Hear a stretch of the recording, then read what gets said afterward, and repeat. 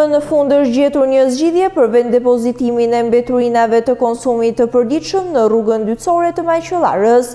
Zona ishte kthyer në kantier mbetjesh për shkak të mungesës së shërbimit të grumbullimit dhe tërheqjes së tyre nga ana e pushtetit vendor.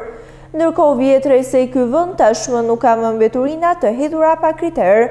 Banorët shprehin se kjo duhet të kishte ndodhur kohë më parë dhe institucionet duhet të gjenin zgjidhjen e duhur. Kjo për shkak se prania e madhe e mbeturinave aty shkaktonte një ndotje të madhe të mjedisit, por edhe të ujrave të përrojit, i cili gjastinës së verës përdoret për vaditjen e tokave buqësore. Po aq frik, po veshin pastroheshin ato. Ta i ska gjuma. Për këtë pjesën ta mbillin. Po e mirë është, po duhet, tabelën e kanë, po